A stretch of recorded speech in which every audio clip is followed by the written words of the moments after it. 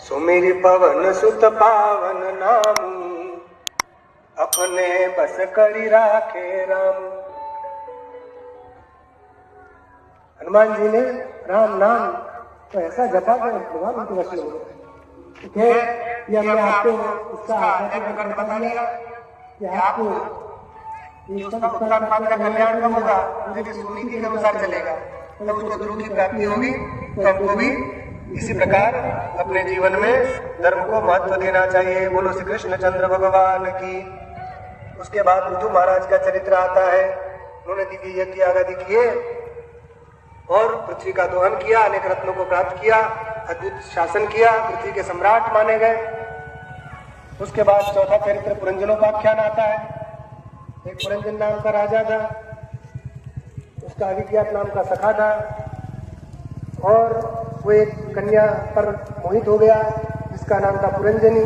दोनों का विवाह हो गया और नगर में रहने लगे।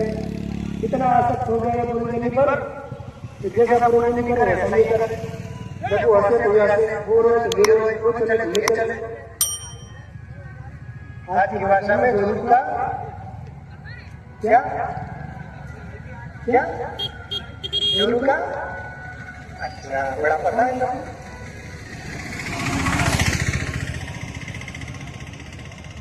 तो हाँ वही समझ लीजिए, वही था, हो गया पुरंजन।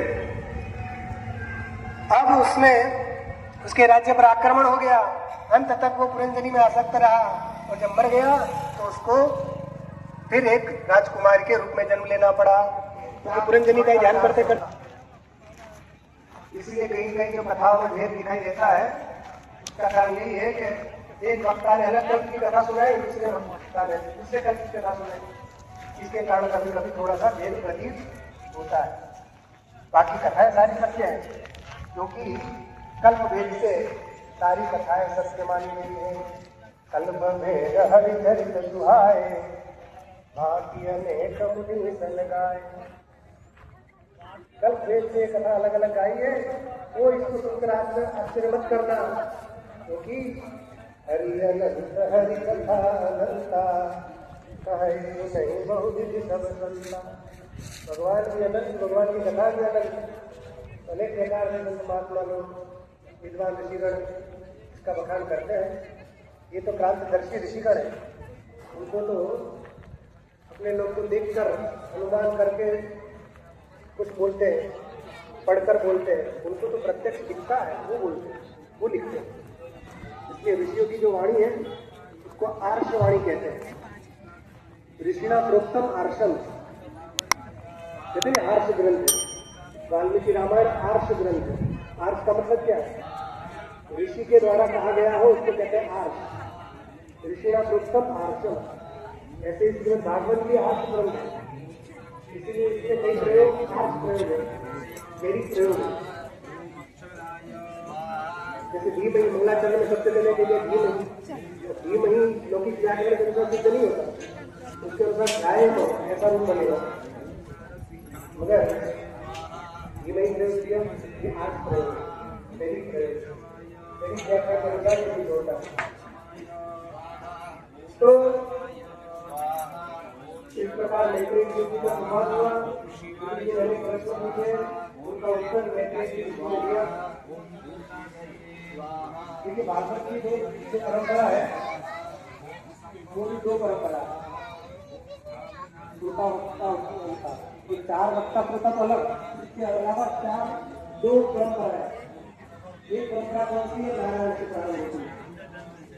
नारायण ने भागवत का ज्ञान दिया ब्रह्मा जी को, ब्रह्मा जी ने वही ज्ञान दिया नारद जी को, नारद जी ने चतुश्लोकात्मक भागवत वो ज्ञान दिया वेदव्यास जी को, वेदव्यास जी ने वो ज्ञान दिया सुखदेव जी को, सुखदेव जी ने परीक्षित को। इस प्रकार एक प्रथम परंपराएं की है भागवत की।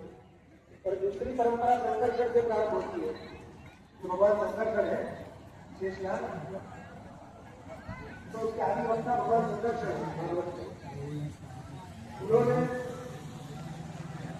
शरद कुमार को भागवत सुनाई। शरद कुमार ने संख्या स्वागत हो रहे हैं। और उन्होंने अपने दो शिष्य थे, मैत्रेयी और बृहस्पति। मैत्रेयी को उन्होंने ज्ञान दिया। मैत्रेयी से विदुर जी को ये ज्ञान प्राप्त हुआ, ये परंपरा। और जो बृहस्पति जी को ज्ञान मिला था, बृहस्पति जी ने वही ज्ञान उद्धव जी को दिया और उद्धव जी ने वही ज्ञान बद्रीनाथ को दिया। इस प्रकार दो भागवत की परंपरा इन दोनों की कथाएं यहाँ मिलती है। तृतीय और चतुर्थ स्कंद में प्रायः संकर्षण भगवान की जो भागवत है उन्हें सुनाई थी, उसका उल्लेख ज्यादा है। उसी प्रसंग में विदुर जी ने पूछा कि महाराज बताइए भगवान अवतार क्यों लेते हैं।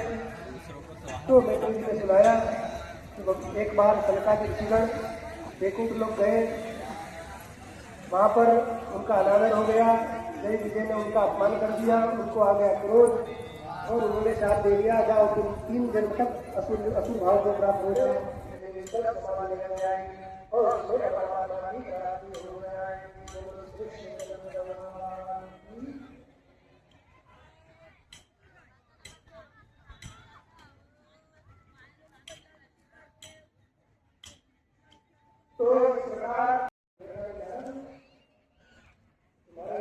आप देख रहे हो ये पीछे का सीन है पंडाल के।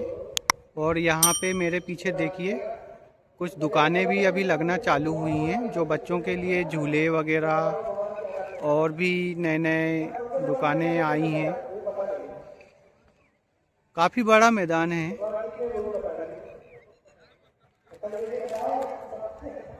ये देखिए,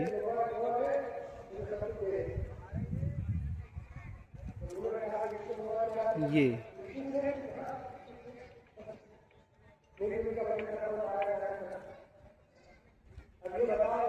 मेरे पीछे अभी गुरुदेव का प्रवचन चल रहा है और मैं यहाँ थोड़ा आगे पे, जस्ट ज़्यादा नहीं 2-4 कदम की दूरी पे ही है, यहाँ पे आया हूँ आपके लिए वीडियो बनाने के लिए।